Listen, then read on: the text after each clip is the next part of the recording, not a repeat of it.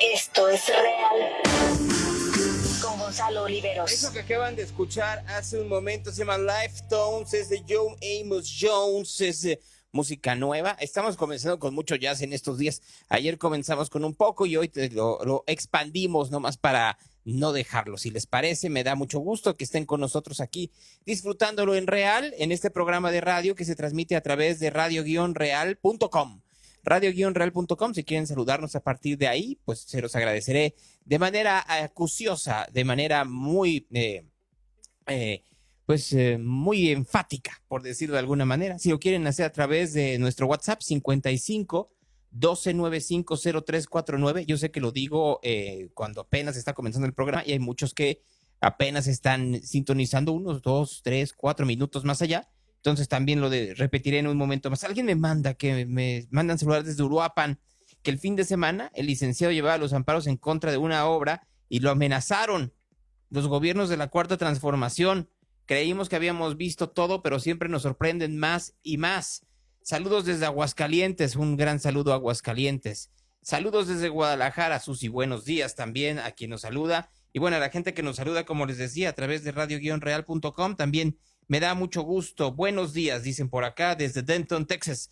Muy buenos días, desde Torreón también. Saludos a todos desde Zapopan, Jalisco, de nueva cuenta. Saludos desde Torreón, desde Washington, desde Moroleón, desde Guadalajara, Jalisco, desde Carmel en los Estados Unidos, desde Cancún, desde Zapopan, Torreón, el pueblito, desde la Ciudad de México, desde Bern, allá en Suiza, desde Lerma de Villada, desde Tequila, desde Celaya, Guanajuato, desde Tlajomulco de Zúñiga o León, Guanajuato, desde Gisen, Lorca, allá en España, desde Zapotlán el Grande o Xochimilco, desde Querétaro, desde Georgetown, desde Puerto Vallarta, desde la Gustavo Amadero, desde Gómez Palacio, desde Tultitlán, desde Tlaquepaque, desde Teocaltiche, desde Brooklyn, desde todos lados. ¿Para qué te seguimos si es muy sintonizado este programa? Y eso a mí me da mucho gusto, que tanta gente esté con nosotros aquí en radio-real.com, que lo estén a través de Claro Música, que lo estén a través de Radio Garden, de los dispositivos Alexa. Le dicen Alexa,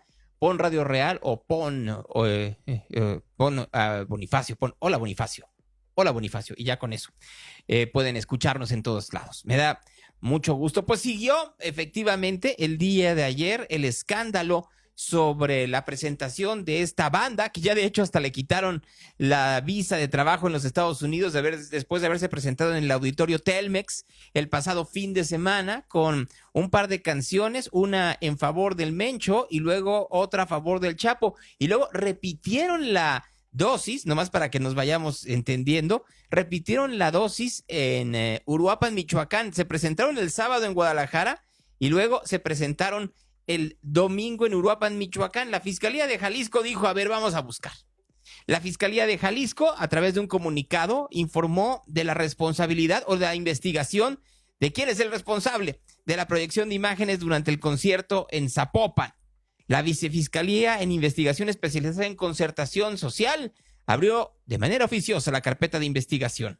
El concierto se celebró en un recinto administrado por una empresa que forma parte de una institución pública, la Universidad de Guadalajara, cuya postura fue dada a conocer en un comunicado la víspera y será considerada dentro de la indagatoria. ¿Cuál es la postura de la Universidad de Guadalajara? Primero vamos con la institucional, que es a partir de un memorándum. Aquí también les queda, aunque digan que no. El auditorio Telmex incluirá cláusulas para prohibir apología del delito, colaborará con todas las investigaciones y pagará la multa anunciada por el Ayuntamiento de Zapopan después del niño ahogado. La Universidad de Guadalajara, como institución comprometida con la cultura de la paz, la promoción de la cultura, la educación y los valores éticos, expresa su profunda preocupación y rechazo ante los acontecimientos ocurridos el pasado sábado 29 de marzo en el auditorio Telmex durante el evento Los Señores del Corrido. Durante dicha presentación se proyectaron imágenes que podrían interpretarse como apología del delito. Este hecho ha generado una legítima indignación de la sociedad. El Auditorio Telmex, aunque opera como un espacio de renta para promotores externos y no tiene injerencia directa en la selección del repertorio material audiovisual presentado por los artistas, es propiedad de esta universidad. Por ello, asumimos la responsabilidad institucional de tomar las acciones necesarias para que nuestros recintos no sean utilizados para promover mensajes que hagan apología del delito. En consecuencia, la Universidad de Guadalajara ha instruido a la administración del Auditorio Telmex a explorar la implementación de las siguientes medidas: revisión y modificación de contratos. Se revisarán y ajustarán los contratos de renta del Auditorio Telmex para incluir cláusulas que prohíban expresamente la apología del delito de cualquier forma, ya sea el contenido musical, discursos o material audiovisual. Estamos conscientes de que con esta medida una serie de eventos podrán dejar realizarse en nuestro recinto. No obstante, para la Universidad de Guadalajara la prioridad es con los valores institucionales de formar y educar bajo una cultura libre de violencia. Todos, gobierno, iniciativa privada, universidades y sociedad en general, tenemos que poner nuestra parte para recuperar la tranquilidad. Este es un paso de la universidad en esta dirección. La Universidad de Guadalajara y el Auditorio Telmex colaborarán de forma abierta y transparente con las indagatorias e investigaciones que se realicen, coadyuvando a las autoridades. De igual manera, cumplirá debidamente con el pago de cualquier multa o sanción que se desprenda de ello. La Universidad de Guadalajara reitera su compromiso con la sociedad jalisciense y mexicana de promover la cultura de la paz. Bueno, pues no fueron los únicos, porque también, por supuesto, que mandó su tweet antes de irse Ricardo Villanueva. Así que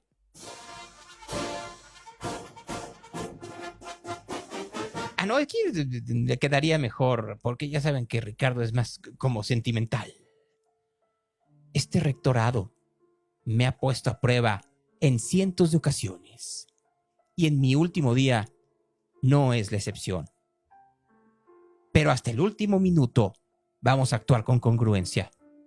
Lo que sucedió este fin de semana en el Auditorio Telmex no debió pasar y no debe volver a pasar. El Auditorio Telmex es un espacio que opera con las reglas de una empresa privada para su sostenimiento. Es un recinto completamente autosuficiente con el que los últimos 3 años se han generado recursos para construir y equipar aulas. Pero nada de lo bueno que pueda generar el auditorio tendrá nunca un discurso de violencia detrás.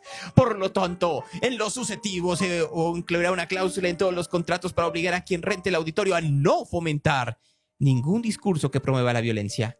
Si eso significa que la mitad de los eventos se van, pues que se vayan.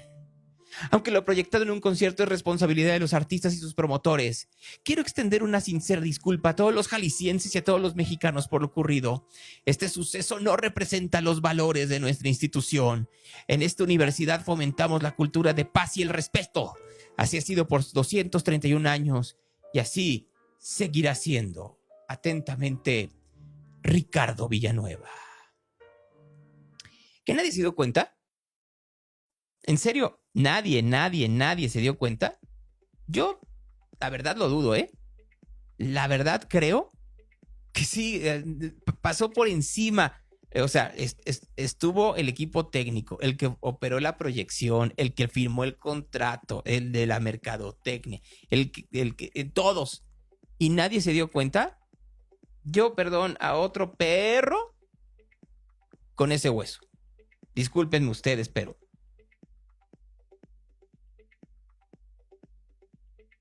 perdón, es que como que mi micrófono trae un ruido raro. A ver, creo que ahí sí la bajó. A otro perro con ese hueso. Yo no me la creo. O sea, perdónenme, discúlpenme, pero yo no me creo esta historia en donde ahora resulta que nadie se dio cuenta de que efectivamente iban a presentar unas imágenes del Chapo y del Mencho. Tienen un equipo enorme y nadie se dio cuenta, pero me voy un paso más atrás, que quiero seguir diciéndolo. Yo se lo pregunté a Fernando Favela ahí en el piso del Telmex. Hice una entrevista, todavía estábamos en golpe de estado, y pregunté cómo evitar la apología del delito en quien se presentara ahí. Y dijo, a ver, toda la gente es libre, pero obviamente nosotros cuidamos que no pasen estas cosas. Entonces, no es lo mismo que lo mismo. Hasta en el soundcheck dicen aquí, claro, en el soundcheck alguien vio y dijo, ay, miren qué natural. Y es que ese es el problema. Hemos normalizado este tipo de expresiones, más allá de la libertad que dicen todos los del auditorio Telmex y de la Universidad de Guadalajara, que hoy no saben ni dónde meter la cara. Ya Villanueva pues ya mandó su último tuit, ya dijo que ya se le había acabado la gasolina, pero que ahora va a la nueva encomienda, ¿no? Ya muy listo está el señor Villanueva para ir de Indiana Jones a la Secretaría de Educación Pública.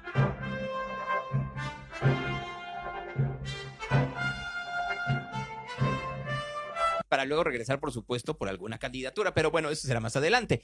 La realidad es que, más allá de lo que ahora alegue la audiencia y el auditorio, hemos normalizado tanto este tipo de cosas que por eso era normal para el público que estaba en el Telmex hasta aplaudirlo. Alguien me ponía, es que si no aplauden los matan. No, perdónenme, no acarrearon a 15,000 personas. Eso es una mentira. No acarrearon a todo el público del auditorio Telmex, aquellos que querían efectivamente una muestra a favor de Nemesio Oseguera o de Joaquín Guzmán, que luego lo hablaríamos, que si esto no tendría que ver con otro tipo de alianzas que están teniendo los chapitos con el cártel Jalisco en contra de los mayos, pero esa es otra historia. Quien no quiere que se normalice esto es el señor Lemus. El grupo, que no recuerdo tampoco cómo se llama, pero vamos a iniciar esta carpeta de investigación para que el grupo y el productor, porque aquí también hay que ser cautos, la Universidad de Guadalajara no tiene nada que ver con esto, pero sí el productor, pero sí el cantante y todos los miembros del grupo van a venir a declarar a la Fiscalía de Jalisco por apología del delito. Y bueno, pues se va a abrir esta investigación y vamos a llegar con los responsables, pero yo creo que vale la pena hoy cerrar. Pues sí, hay que dar con los responsables, pero pues los responsables son la banda y el promotorado. O sea, a ver, ¿quién? En serio, tampoco la banda se dio cuenta, tanto en Zapopan como en Uruapan, que tenían unas imágenes del Mencho. Por favor, no nos chupemos el dedo. Pero además de todo, la banda puede decir, pues estamos en nuestra libertad, y tienen toda la razón. Tienen su libertad de convertirse en apologistas del delito, en mensajeros de algún tipo de correo, o simple y sencillamente de ser fanáticos de un personaje que ha burlado, es un decir, a las leyes mexicanas desde hace mucho tiempo. Y lo mismo sucede con el caso de Iván Archibaldo Guzmán. No podemos decir lo mismo de su padre, que también burló a la justicia mexicana, es un decir, desde hace mucho tiempo, hasta que lo detuvo Peña Nieto en 2 ocasiones y lo dejó escapar una. Bueno, el gobierno de Peña Nieto. Así. Pueden decir, pues somos fanáticos de la manera en la cual la impunidad vive en México. Y en esa impunidad en donde todo mundo hace lo que se le pegue la gana. Apenas ayer, fíjense, y me quedé pensando en esto durante el día, porque además era como una reflexión que iba una y otra vez de este decomiso que se dio en Altamira, Tamaulipas. 10 millones de litros de diésel. 10 millones de litros de diésel que estaban siendo cargados en un buquetanque que venía de Beaumont, allá en Texas, hacia Altamira, en Tamaulipas. Y llegó ahí el 19 de marzo de este año. O sea, estuvo ahí detenido durante 12 días. No se dio nadie cuenta que estuvo 12 días un buquetanque en Tamaulipas. ¿Cuántas veces habrá ido? No nos habían dicho que el huachicol ya no existía. No nos cerraron la llave de los ductos de gasolina en todo el país en enero del 2019 y secaron de gasolina el país durante días. Ustedes recordarán, ahí Guadalajara, uno de los lugares más afectados por el racionamiento de gasolina, porque tenían que acabar con el huachicol. Y salía Andrés Manuel López Obrador a decir, se acabó el huachicol. Mentira. También hubo otro más en Ensenada, otro buquetanque que también agarraron con huachicol, porque traen y sacan huachicol, quién sabe para dónde, a quién se lo están dando, cómo lo están vendiendo o de qué manera está llegando. En cualquiera de los casos, estamos viendo una operación en donde de nueva cuenta el gobierno de Claudia Sheinbaum está desnudando las mentiras de Andrés Manuel López Obrador. Solo que en el transcurso, mientras no te voy a decir normalizar, se vira la estrategia de seguridad de los abrazos, no balazos. Va a haber ahora sí balazos para ver si de esa manera sacamos adelante el buey de la barranca. ¿Cuántos muertos ha habido? ¿Y cuántos desaparecidos?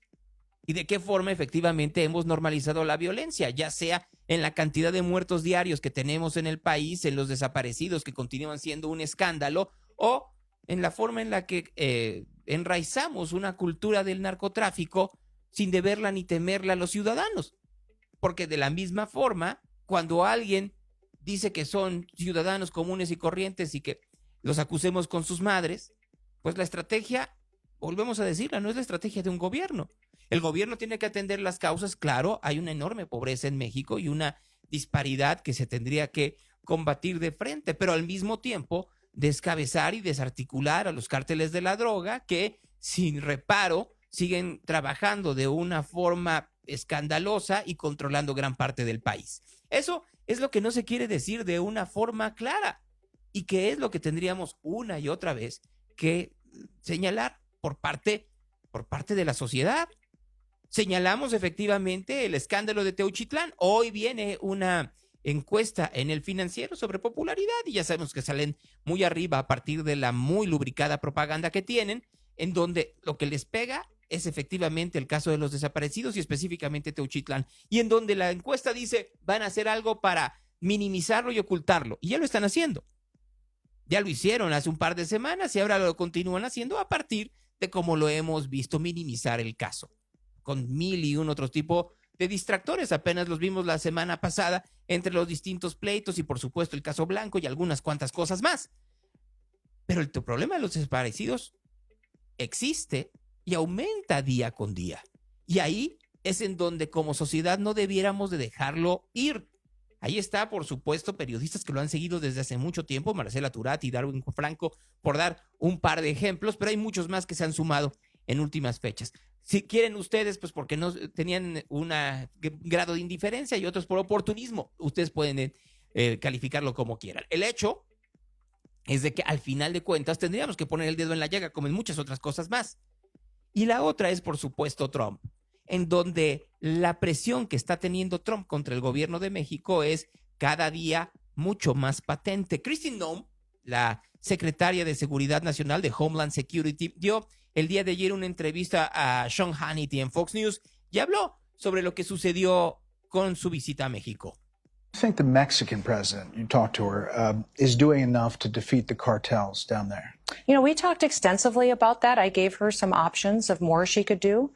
She's participated a lot on our southern border, but we want her to secure her southern border with Guatemala. We want her to share some more information with us. Right now, we don't scan every single shipment that comes into this country over air freight. We have some information sharing that could happen on criminal background checks. So I gave her a list of things that President Trump would be very happy to see, and she was remarkable. It was supposed to be a half-hour meeting. We met for almost 2 hours. Very productive. She did sign some of those agreements with us, and I asked her specifically to share biometric information with us, and she's willing to discuss that, even though that in her country would be a little bit controversial. But she's putting a good faith effort, but President Trump is clear. He doesn't want people to keep talking. He wants to see action, and she has an opportunity to do some things that I will give a report to the president on and see if we can deal with the tariff situation that may be facing her people. Madam Secretary. Tiene la oportunidad de hacer cosas que yo se lo reporte al presidente Trump y que veamos efectivamente si podemos parar las tarifas. Entre las cosas que le pedimos son mayor vigilancia en la frontera con Guatemala y datos biométricos.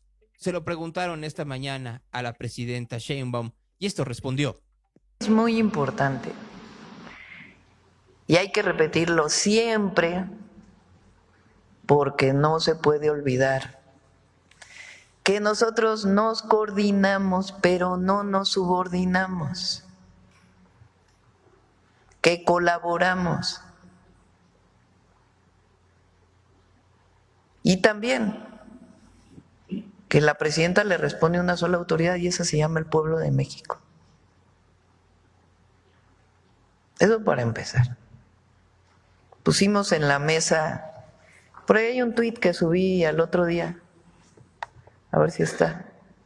Bueno, ya no es tuit, ¿verdad? Publicación de principios con los cuales nosotros siempre trabajamos con cualquier gobierno, y en particular en temas de seguridad con el gobierno de los Estados Unidos. Es el día que estuve en Rosarito,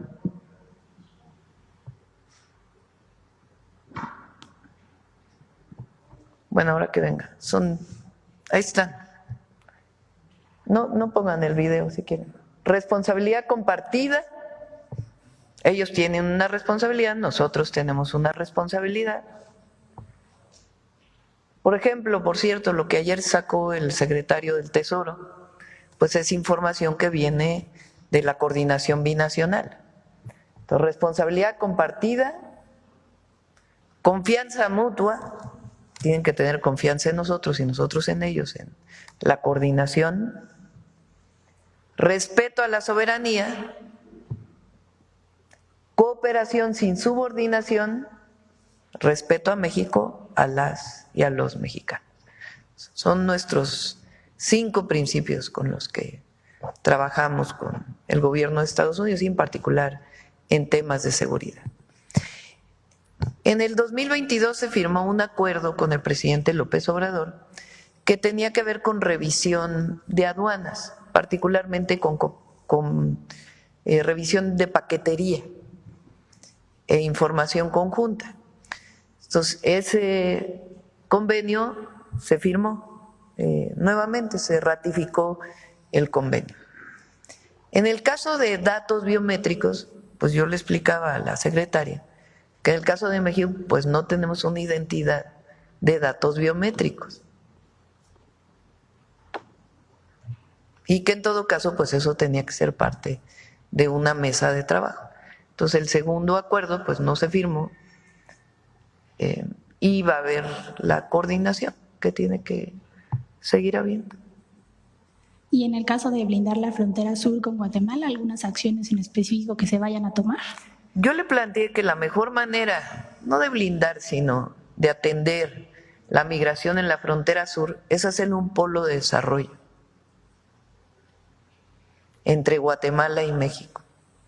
Es parte del proyecto que tenemos con el tren interoceánico que llega a Ciudad Hidalgo y que trabajamos con el gobierno de Guatemala para que ese tren pueda seguir por Guatemala.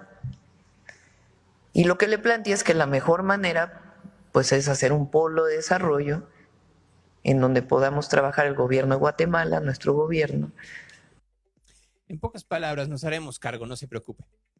Diremos que efectivamente le vamos a meter un montón de lana a esa parte de la frontera sur y no pasarán hacia los Estados Unidos. Y sobre los datos biométricos, pues nada más recordemos que hace apenas una semana nos dijeron que nos iban a sacar los datos biométricos para una nueva cédula nacional de identidad, que ya no iba a ser del Instituto Nacional Electoral, sino que iba a ser del gobierno mexicano, que la famosa CURP se iba a revolucionar y que ya iba a tener los datos biométricos y que iba a tener también pues la fotografía. ¿Recuerdan ustedes?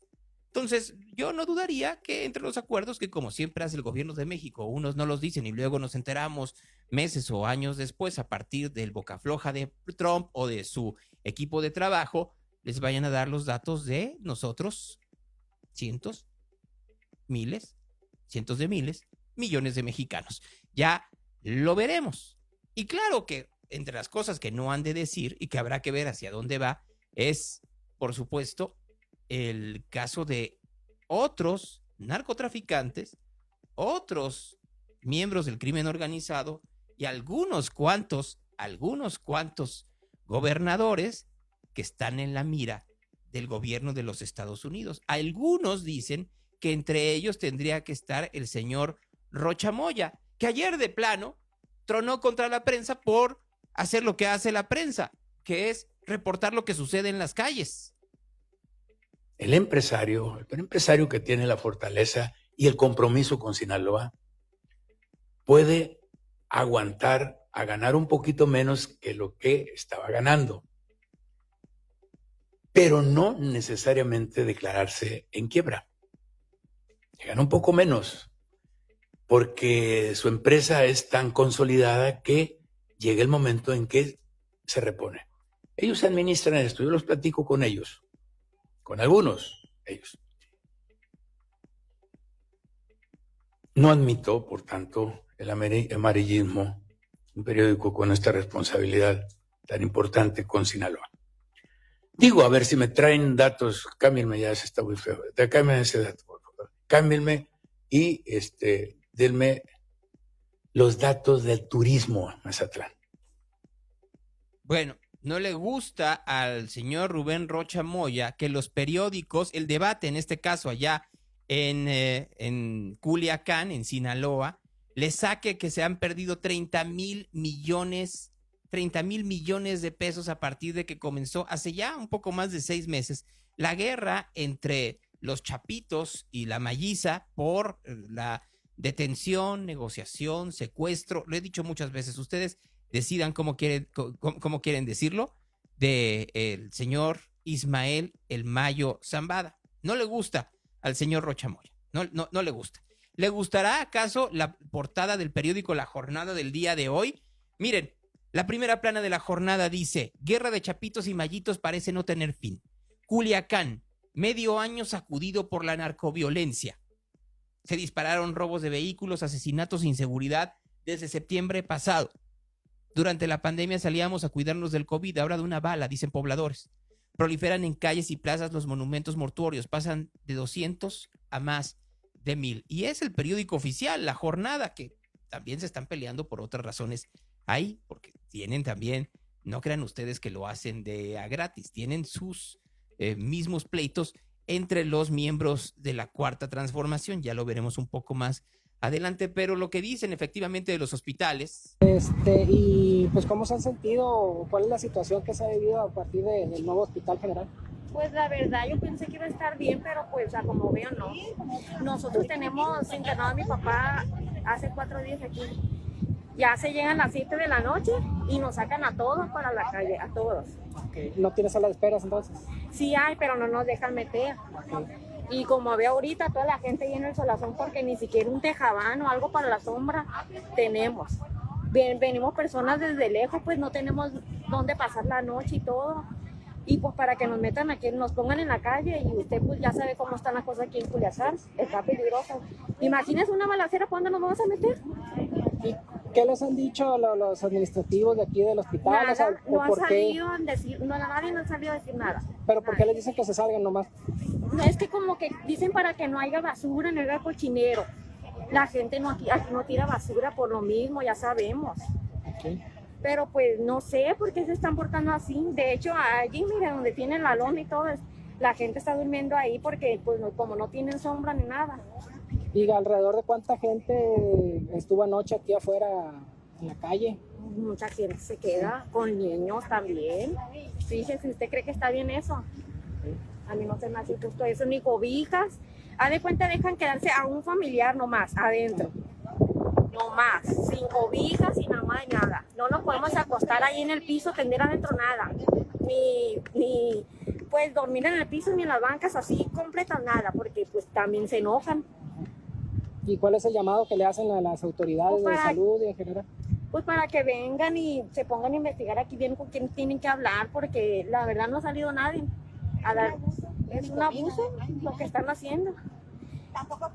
Esta mujer no es una panista, no es una priista, no es alfarista, no le va a Movimiento Ciudadano, no es parte de uno de los miembros del cártel del Mayo o del Chapo, no es una mujer que esté lista para joder a México, no es alguien que esté en contra de la presidenta Sheinbaum, es una ciudadana común y corriente, de esas ciudadanas que esperaban un cambio a partir de la modificación o la elección de un modelo distinto de país.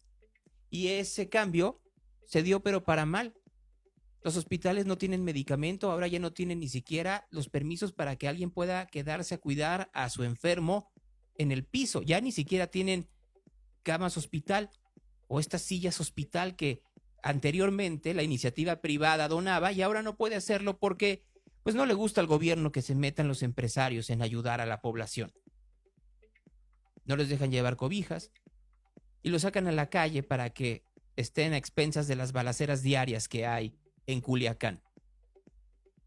Lo lógico sería es que esta declaración de esta mujer causara dolor e indignación a la población en general.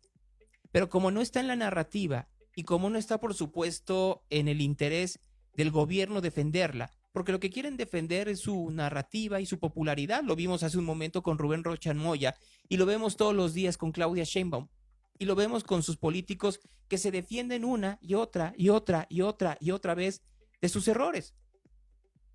Veamos por un momento, si me lo permiten, al señor Fernández Noroña el día de ayer en el CIDE, en esta institución que era muy connotada hasta la llegada de la Cuarta Transformación y que fue desmantelada por órdenes porque no le gustaba al presidente López Obrador el tipo de clases o de ideología que se daba en la institución, y él, a partir de una instrucción que le dio a su amiga Álvarez Bulia, terminó por hacerlo irrelevante. No así a sus alumnos, que el día de ayer, por supuesto que se confrontaron con el presidente del Senado. Y miren lo que sucedió.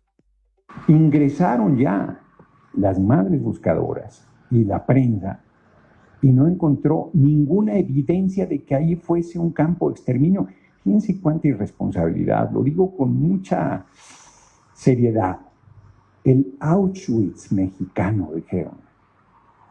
O sea, 7 millones de judíos asesinados, 8 millones de gitanos socialistas, comunistas, resistentes, gente que tenía algún tipo de enfermedad, de discapacidad, 15 millones fueron asesinados en los campos de exterminio. El Auschwitz mexicano. Qué fuerte, qué irresponsabilidad y qué deleznable campaña. Hasta hoy, no hay evidencia de que ese haya sido un campo de exterminio, sí un campo de entrenamiento. Y pues son dos cosas diferentes, totalmente diferentes. Porque yo preguntaría, si se deshicieron de los cadáveres, ¿por qué dejaron ahí los zapatos? Digo, nomás lo preguntaría. O sea, pudieron haberlos dejado, pero ¿qué sentido tendría? ¿Por qué los cremaron sin los zapatos y además los dejaron ahí? Hasta hoy la evidencia no va en el sentido que manejaron los medios y no son capaces de echarse atrás. Eso va a seguir ahí y van a seguir diciendo que un campo... Bueno, el senador Añorbe del PRI se atrevió a decir en tribuna que era un campo de exterminio y que había 60 más. ¿Dónde? Da los elementos. ¿En qué lugares? ¿Con qué evidencias? Con ninguna. Por supuesto que no ha dado ni dará una sola prueba de que haya 60 campos, y no dudaría que haya 60, o los que, no sé, o si hay o no hay. Que no se tergiverse mi declaración. Pero si él sostiene en tribuna que hay 60 campos de exterminio iguales a Tenochtitlán, lo menos que puede decir es dónde y qué evidencias tiene. Es un golpeteo irresponsable. Y hacer un paralelismo con Ayotzinapa es el colmo de la actitud canalla. Están los nombres de los 43 jóvenes que fueron víctimas de desaparición forzada de Ayotzinapa. Existen los nombres. De los 200 zapatos, esos no hay un solo nombre. No hay un solo nombre y un solo elemento que diga esta persona fue desaparecida ahí. No hay una sola evidencia hasta este momento. Pueden aparecer evidencias, sí. Tú le dices esto a una madre buscadora, pues como me contestó una, no, yo un par de zapatos pienso que es mi hijo y pienso que es una esperanza de que se sepa dónde está. O sea, lo entiendo perfectamente, pero eso no quita la perversidad de quienes se han montado en ese dolor y ese sufrimiento. Lo digo de otra manera. ¿Cuándo el PRI y al PAN le han importado el pueblo, las víctimas, sin nada? A ver, le voy a parar ahí antes de ir con eso. ¿Por qué les quitaban los zapatos y no los quemaban con ellos? Pregunta Fernández Noroña. No sé, ¿por qué no le preguntamos a los historiadores por qué les quitaban la ropa en Auschwitz? Que de ahí viene la comparación de encontrar 200 pares de zapatos en un sitio específico que era, olvídense ustedes si era entrenamiento de exterminio controlado por el narcotráfico, que no tendría que existir uno solo en el país, no tendría que existir un campo de entrenamiento, ya olvídense si es de exterminio o no, un campo de entrenamiento del narcotráfico no debiera de existir en México, uno, no debiera de existir, pero existen. Pregunta el señor Fernández Noroña que por qué no les dan la ubicación exacta de los 60 campos de exterminio o entrenamiento, como quieran decirlo ustedes, en el país. ¿Por qué no se lo preguntamos a los secretarios de Seguridad Ciudadana del gobierno de Andrés Manuel López Obrador, Alfonso Durazo y Rosa Isela Rodríguez, gobernador de Sonora y secretario de Gobernación actualmente? ¿Por qué no se los preguntamos? Tal vez ellos tengan un poco más de información, porque si negaron uno, ¿por qué no van a negar 2, 3, 10, 60? No debería de existir uno, repito. Dice el señor Fernández Noroña que de los 43 estudiantes de Ayotzinapa que sufrieron desaparición forzada, lo cual es cierto, no se sabe si es por autoridades federales, si es del ejército, como muchos sostuvieron hasta que llegaron al poder y entonces ya se echaron para atrás y recularon, ya no fue el Estado, ahora fue nada más los Abarca, pero de que fue por lo menos autoridades estatales y locales, eso es un hecho. Pero regresando, hay los nombres y dice, esos 200 no existen los nombres. Si el señor Fernández Noroña tuviera un poco de curiosidad, conste que digo curiosidad, saldría del Senado de la República y caminaría 3 cuadras. 3, solo 3. Caminaría y cruzaría el monumento a Cuauhtémoc y caminaría un poco más y llegaría a la glorieta de los desaparecidos que existe en la Ciudad de México. Y vería los nombres de mínimo 1 millar de personas que están sus esténciles y sus caras ahí en la barda que está alrededor del Ahuehuete en la Ciudad de México. Pero si le da un poco de pereza el caminar esas 3 cuadras, lo dudo porque es un hombre que se nota que le gusta caminar, y que le gusta, pues, no sé si caminar México, pero por lo pronto lugares en el mundo. Si le da pereza, que se meta al registro de personas desaparecidas de la Secretaría de Gobernación, de la Comisión Nacional de Búsqueda, y verá que por lo pronto en el sexenio de Andrés Manuel López Obrador desaparecieron 53,000, es decir que hay 53,000 nombres por denuncias públicas. 53,000, señor Fernández Noroña. Solo vamos entendiéndolo. Si no queremos verlo y lo que queremos es defender el modelo de seguridad y no defender a la ciudadanía, ahí ya estamos mal. ¿Por qué estamos mal? Porque hasta ya está cambiando el modelo de seguridad a cargo de la presidenta Sheinbaum y de García Harfuch. Que no lo quieran decir en público para no enojarlos es otra historia. Para que no se encolerice, señor Fernández Noroña, como lo hizo después. De asesinos, de represores, que hicieron de la desaparición forzada, de la tortura, de la barbarie, su política para enfrentar a un grupo de jóvenes soñadores que creyeron en un cambio a través de la vía armada porque estaba cerrada la vía electoral. Nos hicieron fraude en 88, nos hicieron fraude en 2006, nos hicieron fraude en 2012 y lo volvieron a hacer en 2018, pero el pueblo respondió con tanta energía que no pudieron derrotarnos. No somos iguales, no somos lo mismo, no somos cómplices de ningún delito, de ninguna desaparición, de ninguna actitud en contra de nuestro pueblo. Hemos luchado contra eso toda la vida. Hemos empeñado nuestra seguridad, nuestra integridad, nuestra familia, nuestro compromiso, nuestro enorme amor al pueblo contra ese tipo de canalladas y repudio que nos quieran meter en ese costal de asesinos que bañaron en sangre el país, y muchas de las personas que ustedes apoyan, con las que ustedes simpatizan, justificaban esos actos miserables. Se tenía que decir y lo dije.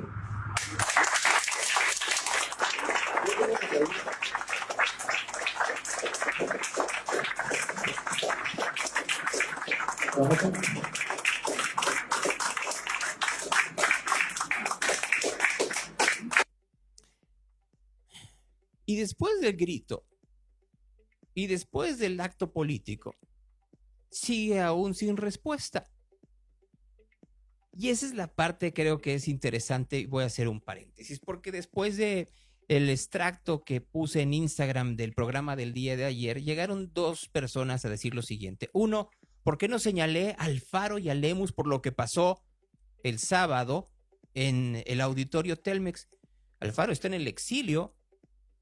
¿Qué tendría que ver con lo que está sucediendo en el auditorio Telmex un sábado 29 de marzo del 2025? Esa es la primera.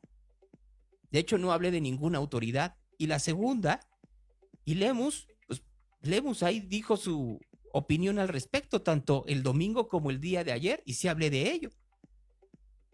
Y luego me dicen, es que el problema es que no se habla de los 12 años pasados, y aquí quiero parar. Miren, esta escuela en donde se señala el pasado como el principal responsable de los problemas no es una estrategia solo en México.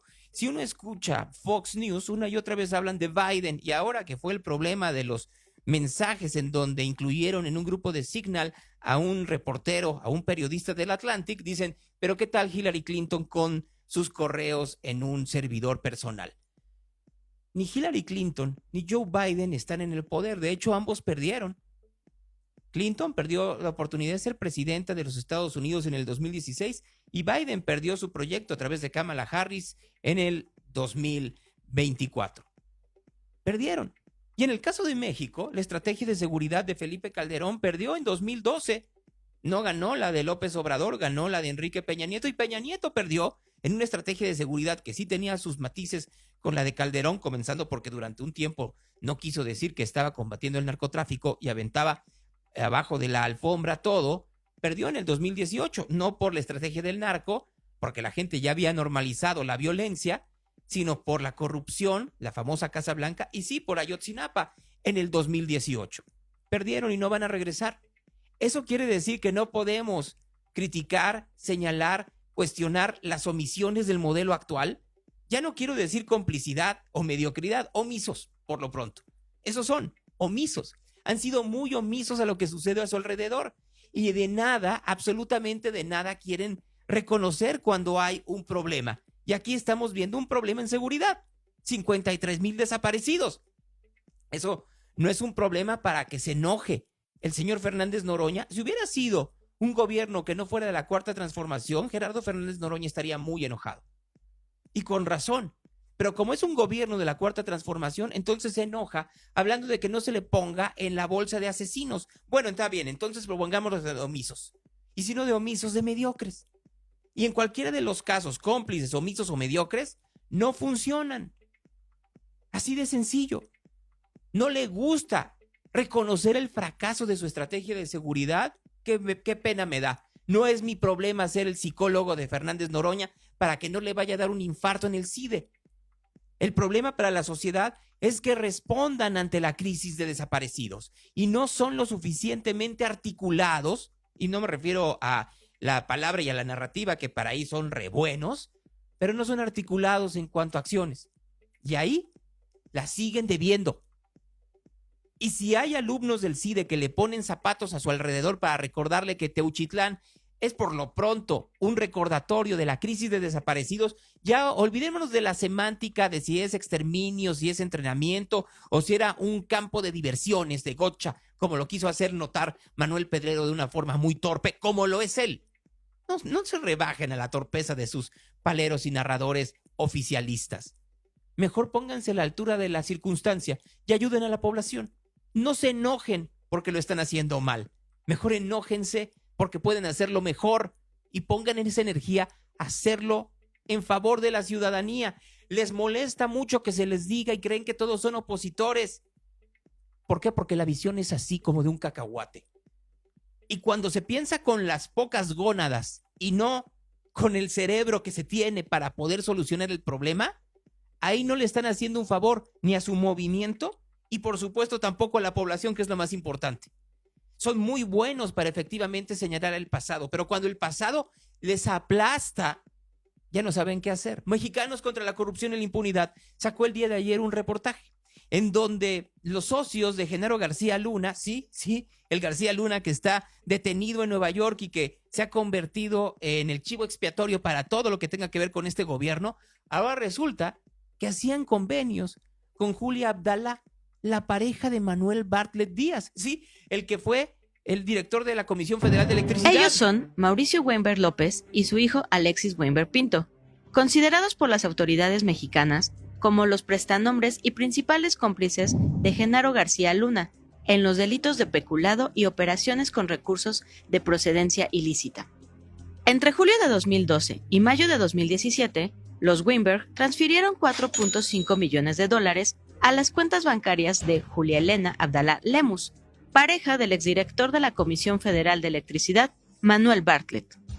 El gobierno federal investiga el motivo de los depósitos a la pareja de Bartlett, como parte de una demanda civil presentada en 2021 ante una corte en Florida, con el objetivo de recuperar los fondos del erario que García Luna desvió entre 2009 y 2018, usando el conglomerado empresarial de los Weinberg, conformado por las empresas Numba Inc., Numba Technologies Inc. y Nice Systems, las cuales enviaron los fondos a paraísos fiscales y posteriormente a empresas de Florida, que eran controladas por el exsecretario de Seguridad Federal sentenciado en Estados Unidos por narcotráfico y delincuencia organizada. Prestanombres de García Luna transfirieron $4.5 millones a pareja de Bartlett. 10 días después de las elecciones, donde la presidenta Claudia Sheinbaum resultó electa, la jueza del caso en Florida, Luisa Walsh, envió una carta rogatoria solicitando a la Comisión Nacional Bancaria y de Valores información bancaria de decenas de personas físicas y morales, entre ellas la de Abdalá Lemus. 2 meses después, el 9 de agosto de 2024, la UIF presentó una moción para que Samuel Weinberg y Alexis Weinberg presentaran documentos que justificaran el propósito de 9 transferencias por $2.6 millones a las cuentas personales de la pareja de Bartlett. La UIF también solicitó que los Weinberg proporcionaran copias de cualquier tipo de comunicación que haya tenido con Abdalá respecto a los depósitos. Los Weinberg transfirieron los $2.6 millones desde las cuentas de Numbank en el Occidental Bank de Barbados a 2 cuentas que Abdalá tenía a su nombre en Banco Inbursa y en Caixa Galicia, actualmente conocida como Abanca, una entidad financiera de Galicia, España. La pareja de Manuel Bartlett también recibió $1.8 millones de los Weinberg en una cuenta en Suiza, en Roybal International Inc., una firma offshore controlada por ella.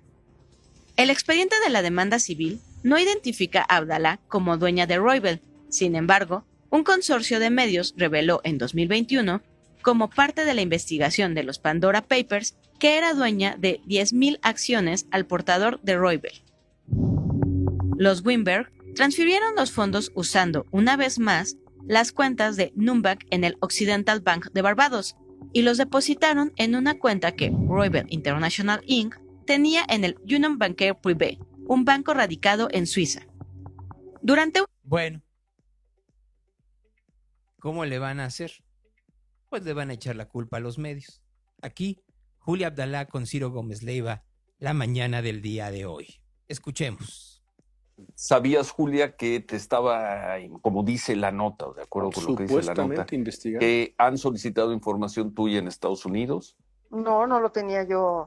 No, nadie me lo informó, ni he tenido ningún requerimiento ni de Estados Unidos ni del gobierno mexicano. Porque los expedientes de la demanda civil que presenta Mexicanos contra la Corrupción, y así lo dice Julia en el texto que publicó, muestran estos documentos que los requerimientos sobre la información bancaria de usted comenzaron el 12 de junio del 2024, 10 días después de las elecciones que dieron el triunfo a la presidenta Sheinbaum. Desconozco si solicitaron esa información y si la mandaron o no. Lo desconozco de verdad. A ver, entonces, en síntesis, estamos hablando con la empresaria Julia Abdalá, sujeto de un reportaje, de un trabajo que presentó ayer Mexicanos contra la Corrupción, que difundimos aquí, que hoy es nota principal en el Reforma. Nos está diciendo que, en efecto, sí vendió una propiedad, un edificio en Polanco, en la calle de Leibniz. Lo vendió en mayo del 2012 al corporativo, al grupo de empresas de la familia Weinberg, en una cantidad de $4.5 millones de dólares, que se programaron los pagos a 5 años. El último lo recibiste en el 2017. Supongo que eso está bien, como lo marca el reportaje, Julia. Correcto. Y que eso es, que esa es tu relación con los Weinberg, que no conoces a Genaro García Luna, pero reconoces la operación, reconoces reconozco la operación, reconoces a los compradores. Además, nos estás diciendo que que no tienes información ninguna de que te haya requerido la autoridad mexicana o la estadounidense. Correcto, exactamente lo que estás diciendo, Ciro. Y la relación con los Weinberg, Silvia Pinto de Weinberg es mi amiga hace 42 años, amiga querida, que jamás negaré esa amistad de una vida juntas. Tienen muchos años viviendo.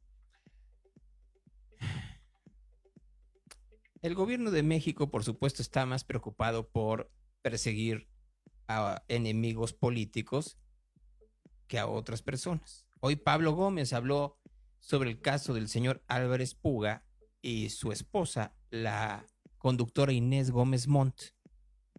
De 32.531 millones inicialmente bloqueados desde diciembre del 18, por resolución judicial, 23.575.925.786 han sido desbloqueados por los jueces del país, por los jueces federales. 82.470 infracción por resoluciones del Tribunal Contencioso Administrativo y por resoluciones del propio órgano administrativo, que es la Unidad de Inteligencia Financiera, 5,000 y pico de millones. Es decir, lo que la autoridad que establece la incorporación en la lista de las personas bloqueadas, que finalmente es eliminada de la propia lista, es una cantidad mucho menor que lo que inmediatamente resuelven las autoridades antes del juicio. Quiero decirles, cuando un juez federal da una suspensión por haber una persona sido incorporada a la lista de personas bloqueadas, el juicio de amparo no se ha hecho, está por hacerse. Ahora ya están ordenando a la UIF que desincorpore de la lista a personas con la pura suspensión provisional, ni siquiera con la definitiva, porque interpretaron una contradicción entre órganos judiciales en la segunda sala y resolvieron simple y sencillamente que la materia del amparo puede ser eliminada de un juicio. Bueno, por eso mismo ahora quieren cambiar el amparo.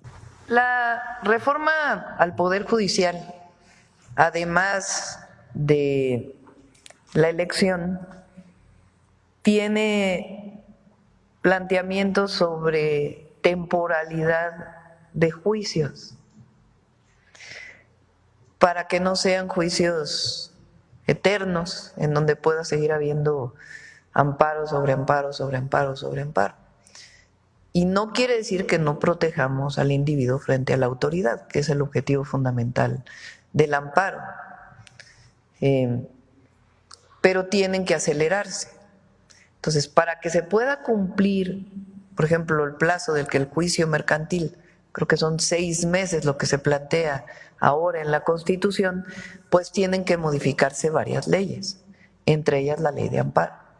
Entonces lo está trabajando la consejera jurídica en un grupo muy amplio y se va a presentar ya pronto, entre otras también leyes de procedimiento que obvien tiempos, que disminuyan tiempos para que haya justicia. La justicia no es medio justicia, o hay justicia o no hay justicia. Yo no sé cómo voy a ver justicia con esta elección, que cada día se pone mucho más complicada y más de vergüenza.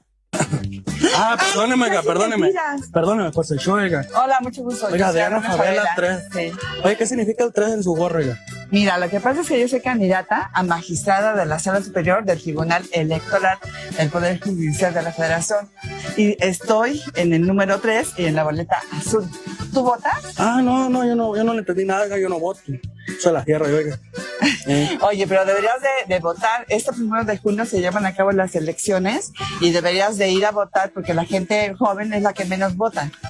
Pues a ver si me animo. Pues ojalá que te animes. Nada más recuerda que soy la número 3, estoy en la boleta azul. Ándale. No, está muy bien. Nos vemos. Cuídese. No pueden ser ni siquiera lo mínimamente naturales para hacer este tipo de cosas. Y sí, como los jóvenes son los que menos votan, pues ahora a estos candidatos se les hace muy jocoso el tratar de ir con la chaviza. Dios santo. Soy muy salsa.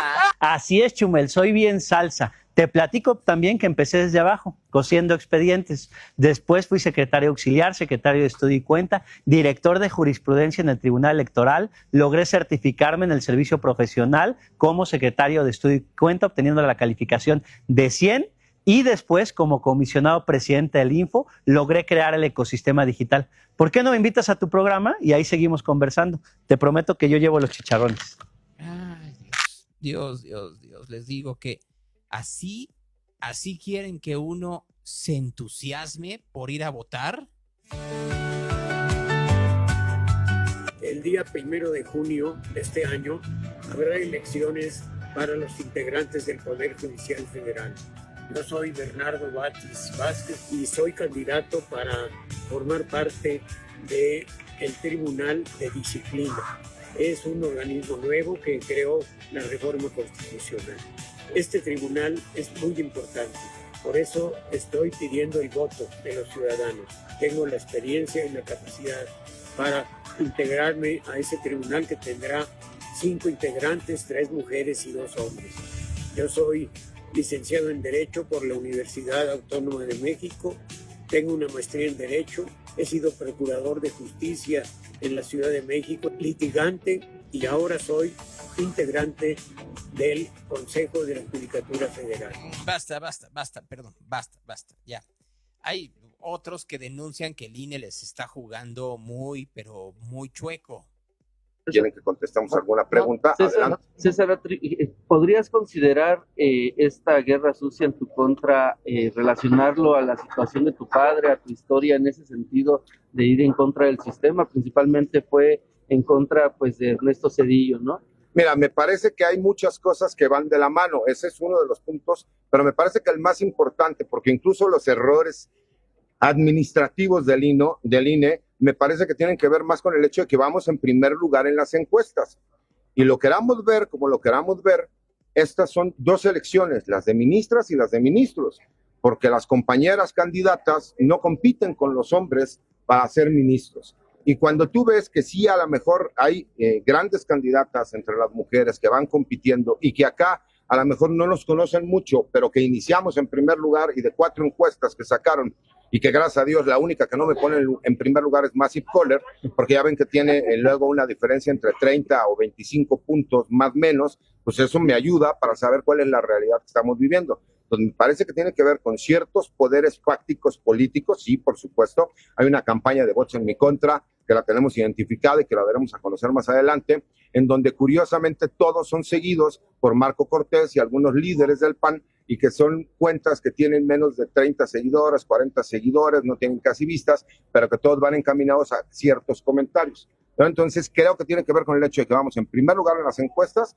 y tiene que ver también pues, que en mi caso, por ejemplo, pues, yo no voy a servir a poderes fácticos ni a poderes empresariales porque tengo un antecedente que es muy público en donde por pura lógica yo no podría estar a los intereses de esos grupos de poder. Pero sí del gobierno, señor Gutiérrez, el ministro micrófonos tiene en las solapas 1, 2, 3, 4, 5, 6 micrófonos. Tenía mucho interés de que se le escuchara, pero bueno, ya se le escuchó para que no haya duda al respecto. Voy a terminar el repaso del día de hoy y miren que no me quiero ir sin hacer un doble repaso de la descomposición de este país. Manuel Cavazos Lerma, político tamaulipeco connotado, el día de ayer hizo unas declaraciones sobre el caso Cuauhtémoc Blanco que, híjoles, qué cosa.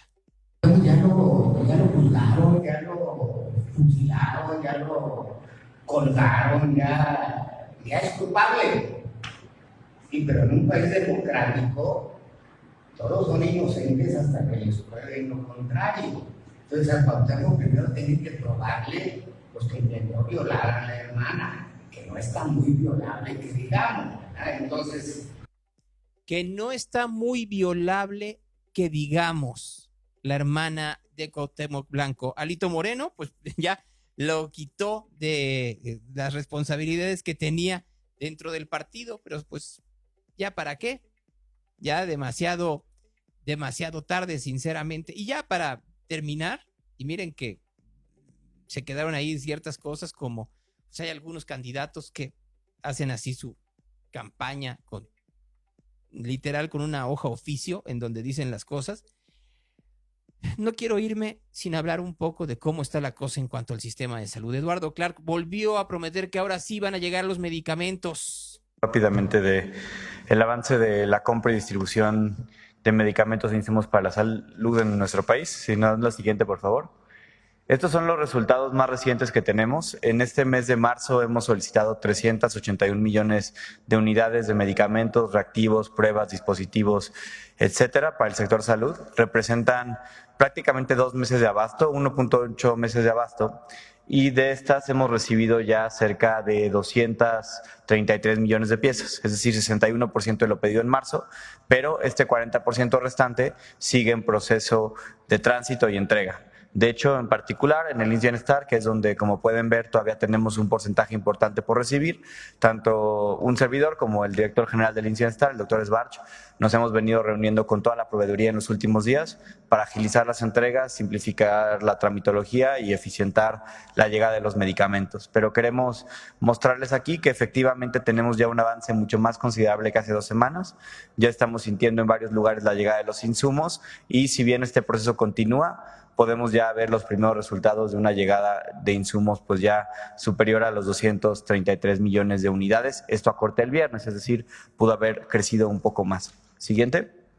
También, y brevemente les comento, para la tranquilidad de todos y para el interés y en temas de transparencia proactiva, en la página de la compra consolidada, compraconsolidada.salud.gov.mx, también estamos habilitando una sección para que ustedes consulten todos los medicamentos que hemos adquirido, así como su respectivo volumen, costo y el proveedor, para que en caso de cualquier duda, si alguien les comenta que tal vez falta un medicamento, puedan ustedes ver si es un medicamento que efectivamente ha sido adquirido y está en proceso de suministrarse o distribuirse. Como les comentábamos antes, estamos tranquilos que hemos adquirido prácticamente la totalidad de lo necesario para operar el sector salud. Están tranquilos, pues qué bueno que estén tranquilos ellos, porque los pacientes no lo están y no solo por los medicamentos, ¿eh? El día de hoy presentaremos la estrategia de aperturas de quirófanos no funcionales, que es el programa de fortalecimiento de infraestructura y equipamiento más importante para los hospitales del IMSS Bienestar en el 2025. El objetivo central de esta estrategia es combatir la inequidad en los servicios de salud y que las personas puedan ser operadas, atendidas quirúrgicamente en sus lugares de origen sin necesidad de trasladarse a las grandes ciudades. Siguiente, por favor. Hemos identificado 99 hospitales que no tienen ningún quirófano funcionando correctamente, ya sea por falta de personal quirúrgico, por equipamiento o por propios problemas de la infraestructura, y que a través de este... 99 hospitales que no tienen ni un quirófano en el país. Llevan 6 años gobernando como proyecto de nación. No pudieron arreglar esos 99 hospitales. ¿Dónde estaba el dinero? Ah, ya sé en dónde estaba el dinero. ¿Qué nos estamos haciendo tontos? Miren, no me quiero ir. No quiero pasar a hablar con Marco y con Claudio el día de hoy, sin hablar un poco de la división que hay en Morena y que cada día se está haciendo más constante. Una división en donde todos están peleando con todos. Una de las más claras muestras de esto es el pleito que hay con el Canal 11, en donde le critican a los distintos trabajadores que han sumado a su plantilla y los sueldos que está recibiendo la directora Renata Turret. La verdad es que la crítica tendría que ser a la mediocridad de sus contenidos y al sesgo enorme que tienen, en donde la pluralidad que tenía el 11 como televisión pública se esfumó y hoy solo es un remedio de lo que es la mañanera con una muy mala puesta en escena. En este pleito se subieron 2, Pedro Miguel y el Fisgón, ambos miembros del periódico La Jornada, ambos miembros de Morena. Escuchen estos 5 minutos, si me lo permiten, por favor, y luego hago un comentario antes de ir con Marco Vinicio. Siempre que hay el reclutamiento o la integración de alguien que viene del campo adversario, se arma un escándalo. Sí. No se termina de entender la historia de este movimiento, que es una historia de sumas, Sí, claro. que empieza no con López Obrador, empieza en 1979, en 1982, el PCM que junta al PSUM y que luego se funda el PMS y que luego se hace el PRD y que luego hay que... A ver, le voy a parar un momento aquí al señor Pedro Miguel. Sí, pero todos eran de izquierda radical o de izquierda moderada, pero eran de izquierda. La discusión que había en el 88, cuando Eberto Castillo estaba entre declinar o no con Cuauhtémoc Cárdenas, era si era puro o no Cuauhtémoc Cárdenas después de haber estado en el PRI. Eso hoy no les importa, meten hasta narcotraficantes y malhechores dentro de Morena. Salirse del PRD porque se echa a perder, y Morena, ¿qué hace? Empieza a sumar y a sumar y a sumar. En un frente amplio que tiene un momento muy importante en noviembre de 2017, cuando Andrés Manuel López Obrador lanza el Acuerdo Político de Unidad Nacional en el Monumento a la Revolución, que permite la incorporación de miles de priistas, de panistas, de perredistas, de gente sin partido a esta causa.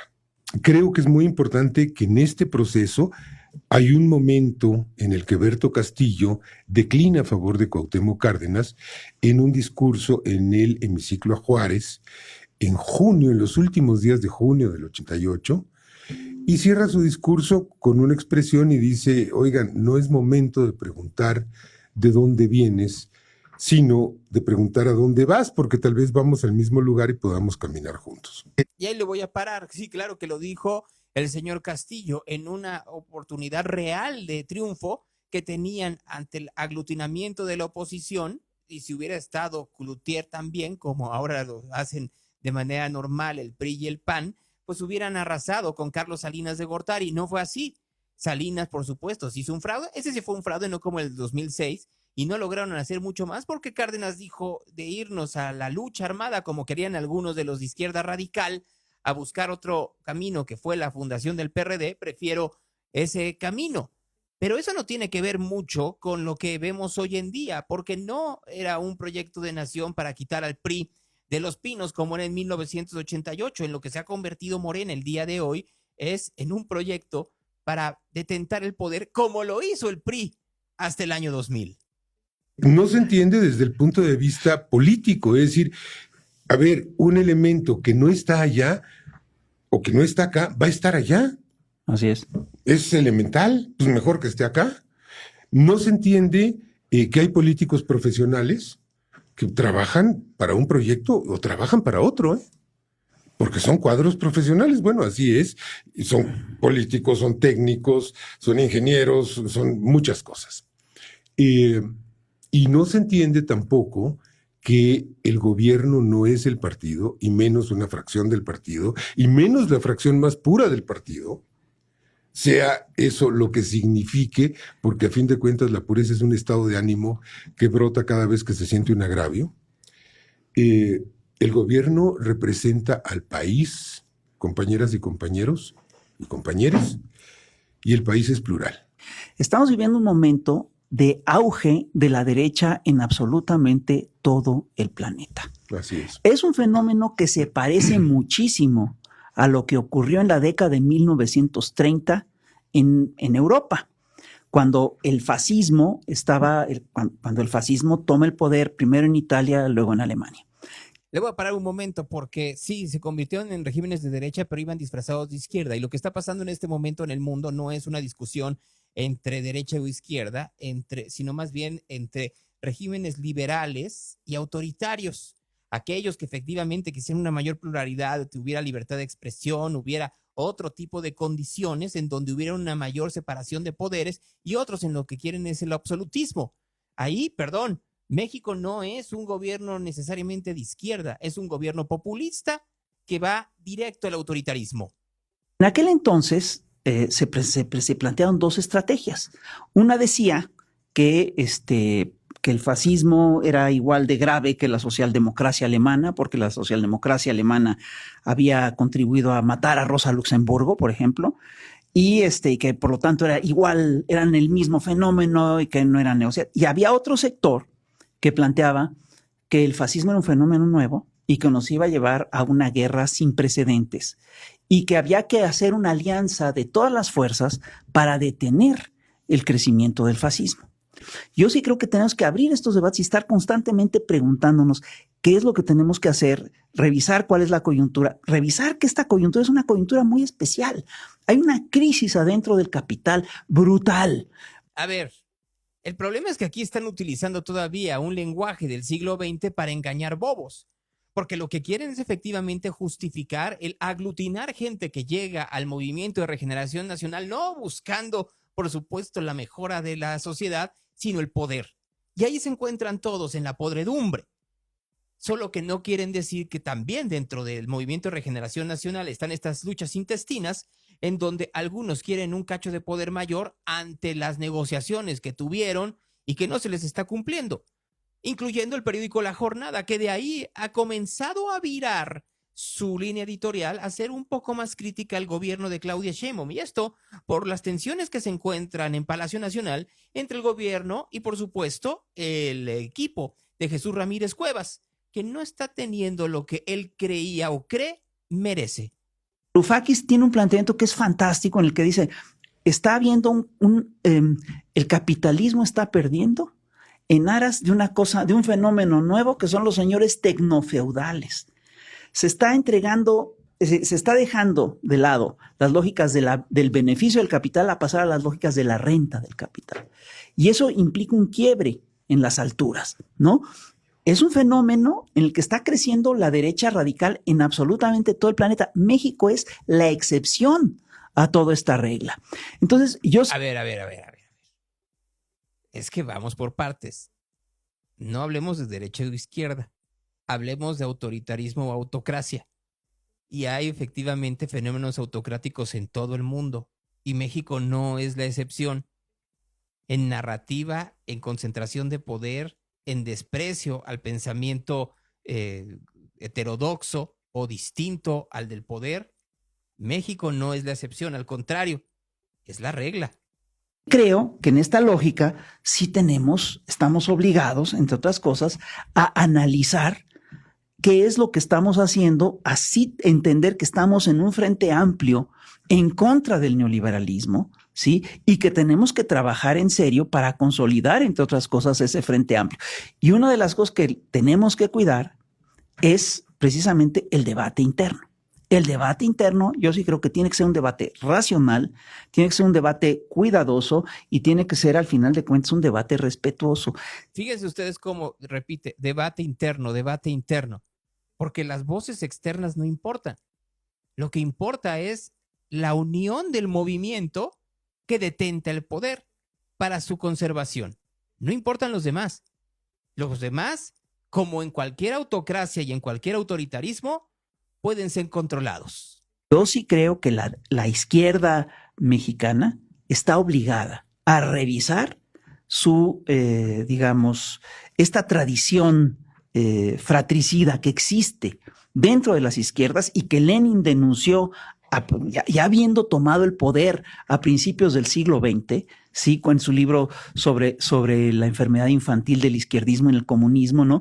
Sí. Y sí tenemos que revisar qué tan metidos estamos en estas lógicas y cómo hoy se utilizan esas lógicas a nivel de redes sociales. Fíjense ustedes, y ahí ya lo voy a dejar, cómo el señor Barajas, el fisgón, está hablando de teorías políticas de inicios del siglo XX. Y quiere aplicarlas en el siglo XXI, en donde las necesidades sociales, económicas, políticas de salud, de movilidad social, son radicalmente distintas. Si eso no es engañar, es estar rebasado por la historia. Y en cualquiera de los dos casos, es inútil. Reporte de tráfico. Gracias a la gente que nos siguió en Facebook. Dicen aquí, ese payaso no estaba en contra de ser chayotero, quería ser el chayotero oficial. Pues claro que sí. Es muy obvio, ¿no? Es muy obvio.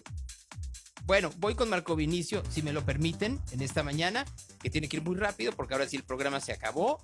Me lo llevé, ahora sí, en la plática, por no decirlo de otra forma, pero creo que están formados. Para los que no conocen este proyecto de comunicación, se llama Real. Hola, Marco, buenos días. Muy buenos días, Gonzalo, ¿cómo estás? Mal, porque te tengo que quitar de nuevo, porque no sirve tu audio. Pero bueno, ahorita lo ponemos de nueva cuenta. Pero bueno, el hecho es de que están ustedes bienvenidos aquí a Real cada mañana, entre las 8 y las 8:30, perdón, y las 10 de la mañana. Yo debería hacerlo desde las 8, pero ustedes entenderán que tampoco es lo mejor. Ahora sí, Marco, con gran velocidad, dame tu reporte de tráfico. Claro que sí, como se encuentra el tráfico en estos momentos en el área metropolitana de Guadalajara, hay una volcadura en carretera Chapala a la altura de la BFG, ya están retirando el vehículo para que lo tomen en cuenta. Un choque más temprano en carretera El Salto, en su cruce con el camino a IBM. Además, una persona también fue atropellado, ya fue atendido por servicio de emergencia, esto en López Mateos y esquina La Calma, y en la lateral. Además, también tomando en consideración un percance en la avenida Gobernador Curiel, en su cruce con Esculturas, en Periférico y San Julián, otro percance también entre particulares, en la avenida Washington y Calzada Independencia, en la avenida Alcalde Gabriela Mistral, otro percance en dirección hacia el centro de la ciudad. Semáforos, no está funcionando el semáforo peatonal de Acueducto y Periférico, mal sincronizados de avenida Juárez, así como los de América y Patra y Pablo Neruda de Buenos Aires. Vialidades, complicada circulación, aparte de las que ya comenté, López Mateos de Bugambillas a Plaza del Sol, Juan Pablo II de Periférico hacia Hidalgo, en el centro de Zapopan, Periférico y Santa Esther, Lázaro Cárdenas 8 de julio, y Camino Real a Colima con mucha carga vehicular, lo que es también el reporte vial de Radio Real, Gonzalo Torres. Más de 90 kilómetros sin funcionar, se quedó corto el tipo. Voy de regreso a Campeche porque me vine a operar a Aguascalientes, todo privado, porque ni con sobornos me atendieron en el IMSS. Tratando de recomendar mi rancho esforzándose para dar la mala nota entre lo del licenciado y lo de la banda en Uruapan. Nomás no dejan brillar lo bueno. Alguien mandó un mensaje, vamos a ver qué mandaron. A ver si se oye, ¿de acuerdo? A ver, permíteme, déjame regresarlo.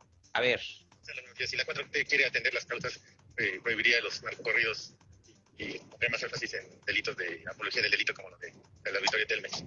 Yo no estoy tan seguro, Yo creo que no se debe de prohibir nada, pero se tiene que concientizar a la gente de qué escuchar y que la gente decida y que la gente sea quien vea que es benéfico para su sociedad y que no.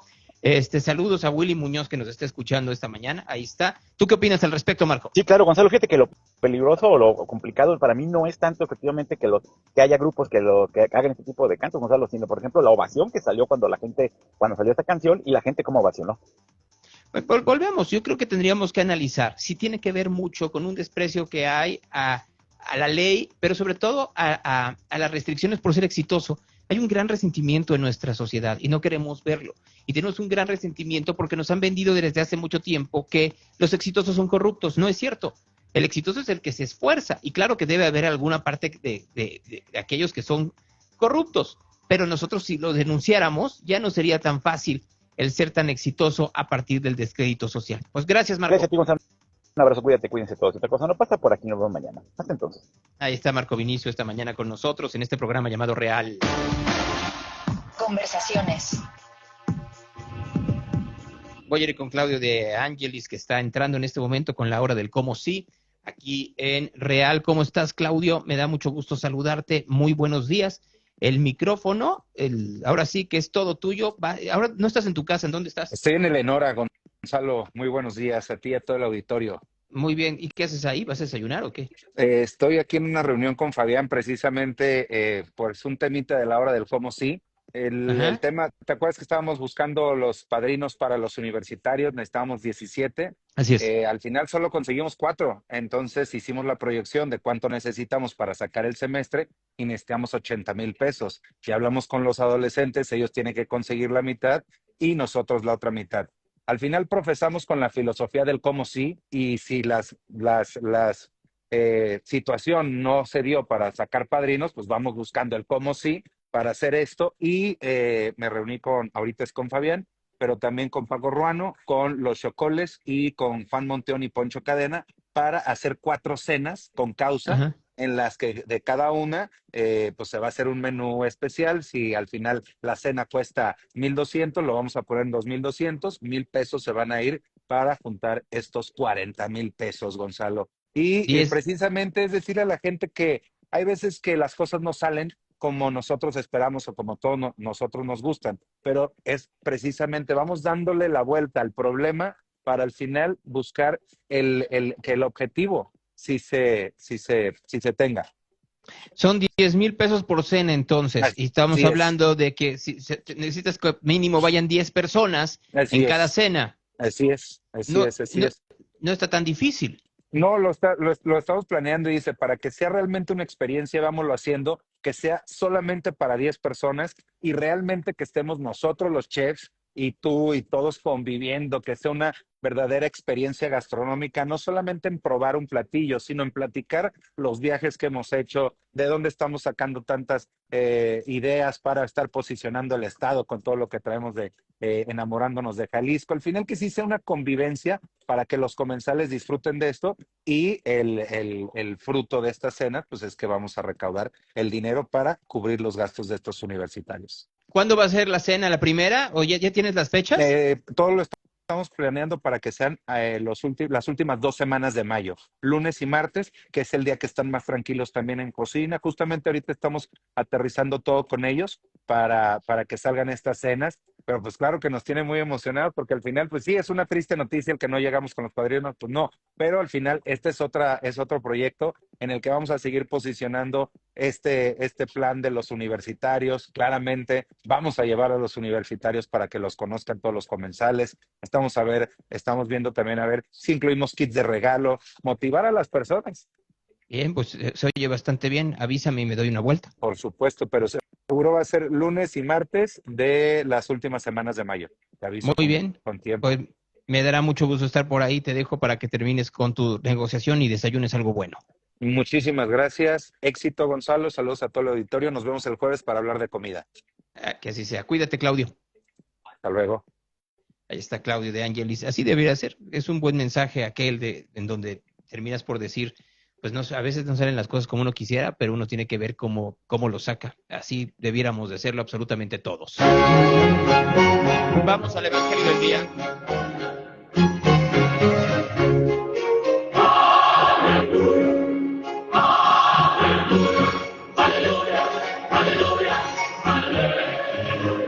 Era el día de fiesta de los judíos y Jesús subió a Jerusalén. Allá en Jerusalén, junto a Probática, una piscina que se llama en hebreo Betsaida, que tiene 5 pórticos. En ellos yacía una multitud de enfermos, ciegos, cojos, paralíticos, esperando la agitación del agua. Había ahí un hombre que llevaba 38 años enfermo. Jesús, viéndole tendido y sabiendo que llevaba ya mucho tiempo, le dice, ¿quieres curarte? El enfermo le respondió, no, señor, no tengo a nadie que me meta en la piscina cuando se agite el agua, y mientras yo voy, otro baja antes que yo. Jesús le dijo, levántate, toma tu camilla y anda. Y al instante el hombre quedó curado, tomó su camilla y se puso a andar. Pero era sábado aquel día, por eso los judíos decían, al haber sido curado es sábado y no te está permitido llevar la camilla. Él le respondió, el que me ha curado me ha dicho, toma tu camilla y anda. Ellos le preguntaron, ¿quién es el hombre que te ha dicho, tómala y anda? Pero el curado no sabía quién era, pues Jesús había desaparecido porque había mucha gente en aquel lugar.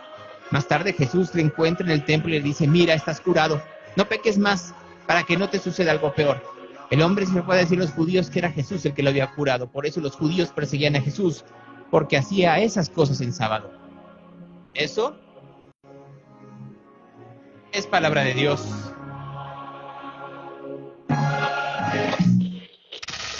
Real Radio, the station of the cat.